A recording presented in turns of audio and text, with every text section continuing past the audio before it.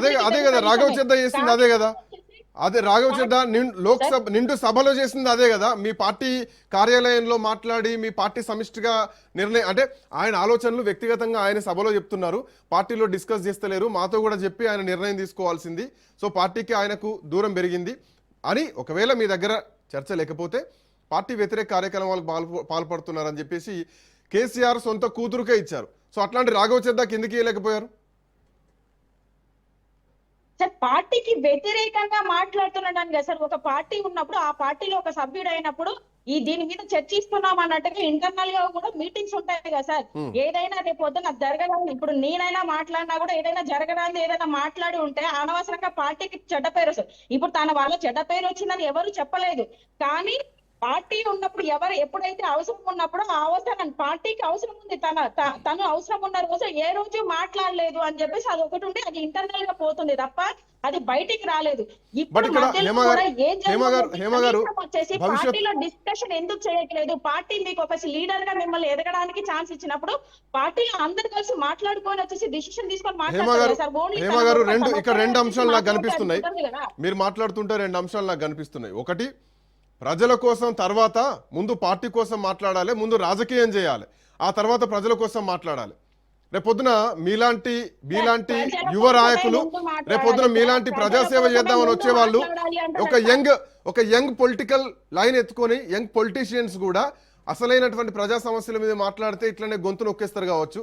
రేపొద్దున మీకు కూడా అదే, రేపొద్దున మీరు ఒక ఎమ్మెల్యే క్యాండిడేట్ గా పోటీ చేస్తే ప్రజా సమస్యల కోసం పోరాడతామని ప్రజలకు బయటకు చెప్తారు తప్ప సభల్లోకి వెళ్ళి మాట్లాడే గొంతులను తొక్కేస్తారు, ఆ తర్వాత గొంతు మాట్లాడనియరు, తొక్కేస్తారని చెప్పేసి రాఘవ్ చెద్దా విషయంలో కనిపిస్తుంది. ప్రజలకు ఇలాంటి నాయకుల నుంచి మాట ఒకటి చేతొకటి కనిపిస్తుంది. వచ్చేసి ప్రజల కోసం పోరాడుతున్నాడు కాబట్టి తనని ఫస్ట్ ఆఫ్ ఆల్ ఏంటిది ఆమ్ ఆద్మీ పార్టీలో తీసుకోవడం జరిగింది, లేకపోతే ఎవరు తీసుకోరు. ప్రజల కోసం కాకుండా స్వార్థంగా తన ఎదుగుదల కోసం ఉన్న ఏ లీడరు ఏ పార్టీలోకి తీసుకోడు. ప్రజల కోసం సమస్యల మీద మాట్లాడుతూనే పార్టీలోకి తీసుకుంటారు సార్. మీరు ఏ విధంగా మాట్లాడతారు నాకైతే అర్థం కావట్లేదు. మీరు వచ్చేసి వేరే రాంగ్ రూట్ గా వేరే అర్థం చేసుకుంటున్నారు. కావాలి అనుకున్నప్పుడు ప్రజల కోసం పోరాడితేనే వాళ్ళని తీసుకుంటారు. ప్రజల కోసం కాకుండా తన కోసం స్వార్థంగా చేస్తే ఎవరు తీసుకోరు పార్టీ. ఆయన స్వార్థం కోసం ఏం చేశారు? నాకు రెండు పాయింట్లు చెప్పండి. నాకు కాదు తెలంగాణ ప్రజలకు, రెండు తెలుగు రాష్ట్ర ప్రజలకు రెండు పాయింట్లు చెప్పండి. తన స్వార్థం కోసం ఏం చేశారు? ఏమన్నా రీల్స్ చేశారా? చాలా మంది ఎమ్మెల్యేలు, రామ్మోహన్ రావు గారు చాలా మంది ఎమ్మెల్యేలు రీల్స్ చేసుకుంటారు, గన్మెన్లను పెట్టుకొని. మనం చూసాం పైలట్ రోహిత్ రెడ్డి లాంటి వాళ్ళు రీల్స్ కోసం తాపత్రయపడి. అట్లాంటి క్యారెక్టర్, అట్లాంటి కట్అవుట్ కూడా కాదు కదా. ఆయన మాట ఒక ప్రజల కోసమే వచ్చింది. ఏ రోజు కూడా ఏం చేశారు స్వార్థానికి? సార్ ప్రజల సమస్యల మీద మాట్లాడుతున్నప్పుడు మాట్లాడొద్దని ఎవ్వరు అనలేదు. ఇంటర్నల్ గా సమ్ రీజన్స్ వల్లనే తనకిచ్చారు తప్ప దీన్ని మిక్స్ చేయకండి సార్. అది వేరు ఇది వేరు సార్. నో, రాజకీయాలు వేరు, ప్రజా సమస్యలు. Raghav Chadha will become a hero. ఎవరు ఏమనుకున్నా రాఘవ్ చెద్దా గొంతు నొక్కేస్తే ఆయన్ను ఇంకా పెద్ద హీరోని చేశారు రామ్మోహన్ రావు గారు. కానీ రాఘవ్ చెద్దాను ఈ గొంతు ఇక్కడికి నొక్కితే అది ఎదుగుతుందా? దేశం మొత్తం కూడా రాఘవ్ చెద్దా వెనక నిల్చుంటారు, ఎందుకంటే ఒక సామాన్యుడి కోసం మాట్లాడినటువంటి వ్యక్తి. రాఘవ్ చెడ్డా అనే పర్సన్ మా పార్టీలోనే ఉన్నాడు, మా పార్టీ మనిషే, మా పార్టీలోనే ఎదిగాడు. కానీ మేము వచ్చేసి తనని బయటికి పొమ్మని చెప్పి మేము అనట్లేదు. కొన్ని ఏదైతే రూల్స్ అండ్ రెగ్యులేషన్స్ ఉన్నాయో అవి ఫాలో అవ్వట్లేదు 2-3 ఇయర్స్ నుంచి అని. అది పర్సనల్ గా వాళ్ళ మధ్య లోపల ఉన్నది సార్. అది దీనికి సంబంధించింది కాదు కదా. పనులన్నీ కరెక్ట్ గానే ఉన్నాయి కదా. మేము కూడా మా పార్టీ కూడా సపోర్ట్ చేస్తుంది తనకి.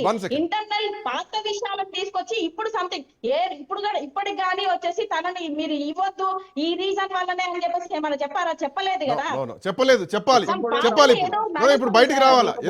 ఎందుకు మైక్ వద్దన్నారు? బయటికి రావాలి. రామ్మోహన్ రావు గారు రాఘవ్ చెద్దా లేవరెత్తున్నటువంటి అంశాలు నేను చెప్తున్నా. ఇప్పుడు హేమ గారు చెప్పిన ఆయన స్వార్థం కోసం, ఆయన ప్రొఫైల్ కోసం అంటున్నారు కదా. కేజ్రీవాల్ ప్రొఫైల్ మిస్ అవుతుంది, రాఘవ్ చెద్దా ఎదుగుతున్నారు, కేజ్రీవాల్ కి రావట్లేదు. ఆయన చేసేటువంటి పాయింట్స్, ఆయన ఎత్తేటువంటి అంశాలు రాఘవ్ చెద్దా వ్యక్తిగతంగా పోతున్నాయి. పార్టీకి ఏం లాభం జరగట్లేదు. రేపు పొద్దున ఢిల్లీలో అధికారంలో రావాలంటే రాఘవ్ చెద్దా వచ్చినా ఆశ్చర్యపోయాల్సినటువంటి అవసరం లేదు. అదే కదా ఇక్కడ కనిపించేది.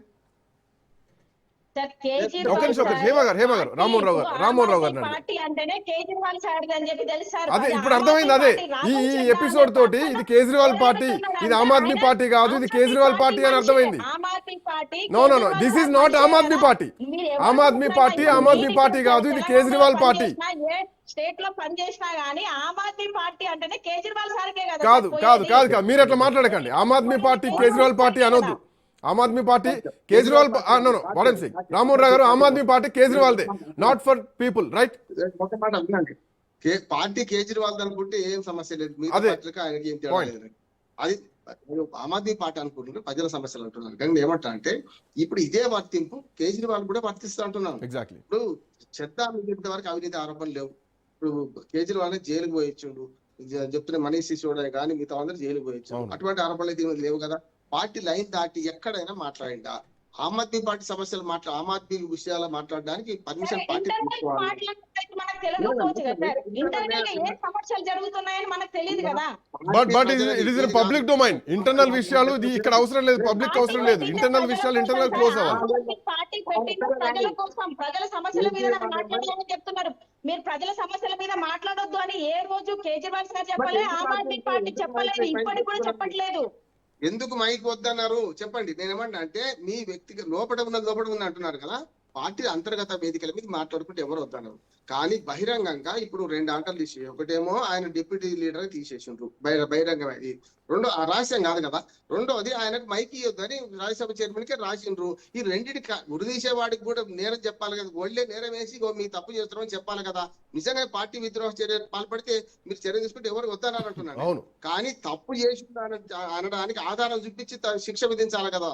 అకారణంగా శిక్ష విధించవద్దు కదా అంటున్నాను. అకారణ శిక్ష విధిస్తే తప్పైతే సహజ న్యాయసూత్రాలకు వ్యతిరేకం. నేనేమంటున్నాను, ఒకవేళ ఏమైనా పార్టీ లైన్ దాటి మాట్లాడినా, పార్టీ లైన్ దాటి చేసినా కేజ్రీవాల్ ఆయన మిత్రులు చేసిన అంటున్నా నేను. ఇప్పుడు మీ మీద ఆరోపణ వచ్చింది, మీరు సమర్థించుకోవడం కదా, మొత్తం పార్టీని అంతా లాగింది కదా, ఇవాళ నష్టపోయింది పార్టీ కదా. ఇప్పుడు మీరు లిక్కర్ పాలసీ మార్చడం వల్ల కదా మీ సమస్య అంత వచ్చింది. లిక్కర్ పాలసీ మార్చడానికి మా అందరిని అడిగారు. ఇంకోటి రాఘవ్ చెద్దా అని మీరు తీసుకోలేదమ్మా.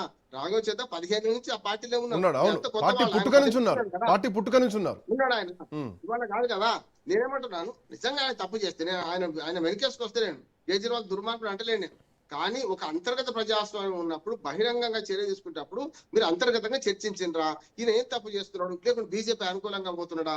నేనేమంటున్నాను, ఎక్కడ పోనీ ఏదైనా పోనీ అట్లా కూడా మీరు అన్నట్టు బీజేపీ అనుకూలంగా కూడా లేరు కదా. శశితరూర్ లాంటి వ్యవహారం కూడా చేయట్లేదు కదా. అట్లా కాదు మన శ్రీకాంత్ గారు, బీజేపీ వ్యతిరేకంగానే మాట్లాడుతున్నారు కదా. మీరు చేస్తే తప్పు చేస్తున్నాను మాట్లాడుతున్నారు కదా అంటున్నాను. 5 సమస్యలు తీసుకున్న 5 సమస్యలు బీజేపీని ఇరుకుని పెట్టే సమస్యలు అంటున్నాను. కాకపోతే బీజేపీ వాళ్ళు ఏం చేసినారు, దాన్ని అంగీకరించి దాన్ని సవరించుకున్నారు. ఇప్పుడు 25 రోజుల రీఛార్జ్ 30 రోజులు పెరిగిందా లేదా? విమానాశ్రయాలు 100 రూపాయలకి ఎట్లా అమ్ముతారు? మనకు రామ్మోహన్ నాయుడు గారు విమాన శాఖ మంత్రి 20 రూపాయలకే 15 రూపాయలకి వాటర్ బాటిల్ అమ్ముతుండా లేడా? రైలు నీరు లాగా రైల్వే స్టేషన్ అమ్మినట్టు విమానాశ్రయాలు కూడా మన ఉడాన్ సంస్థ నుంచి అమ్మిస్తున్నా లేడా? నేను ఇవన్నీ మార్పులు సామాన్యుడికి మేలైందా లేకుంటే దూరమైందా అని నేను అడుగుతున్నాను. గిగ్ వర్కర్స్ విషయంలో కొన్ని రాష్ట్రాలు చట్టం చేస్తున్నాయి లేవా? ఇవన్నీ ఏమైనాయి అంటే మీరు అన్నట్టు కార్పొరేట్ శక్తులు ఏం చేసినాయి అంటే కేజ్రీవాల్ మీద ఒత్తిడి చేసినాయి.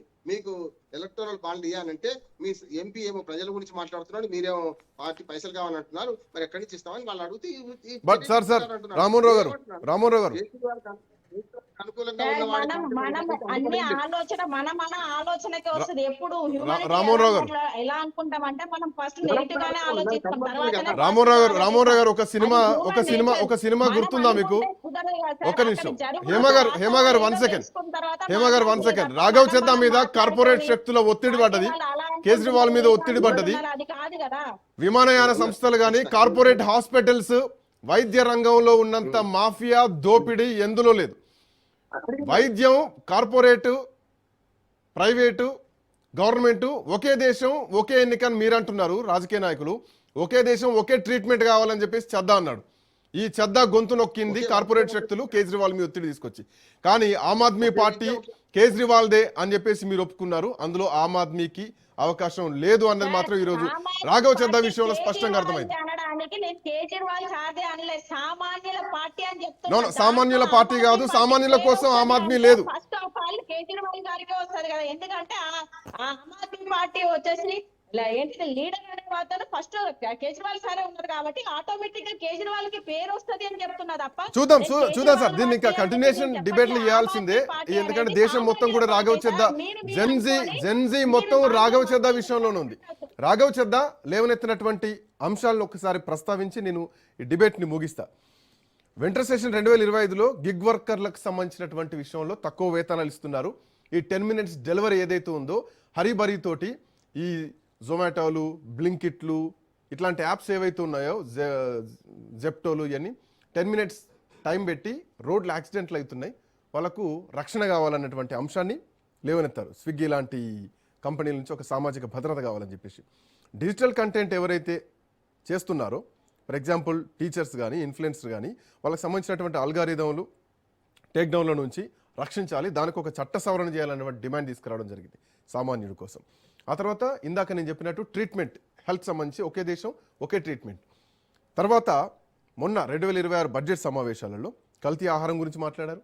ఎయిర్పోర్టుల్లో ఎందుకు ఒక వాటర్ బాటిల్ రేటు 200-300 ఉండాలి, ఆ అంశం పైన మాట్లాడారు.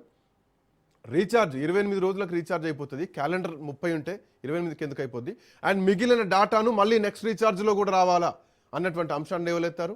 ఆ తర్వాత ఇన్కమ్ ట్యాక్స్ విషయంలో భార్యాభర్తలు ఇద్దరు పనిచేస్తే ఇద్దరికి కలిపి ఒకటే ట్యాక్స్ తీసుకొచ్చేటువంటి విధానాన్ని తీసుకురావాలని చెప్పేసి తీసుకురావడం జరిగింది. సో ఇవన్నీతో పాటు పితృత్వ సెలవు అన్నటువంటి అంశాన్ని పేరెంట్స్కి, తండ్రులకి, ఇన్ని అంశాలని సామాన్యుల కోసం లేవనెత్తారు. కాబట్టి ఈరోజు ఆ సామాన్యుడి తరపున మాట్లాడే గొంతును నొక్కేసింది Aam Aadmi Party. Rajya Sabha deputy floor leader నుంచి తీసేస్తూ ఆయనకు మైకు వద్దన్నారు.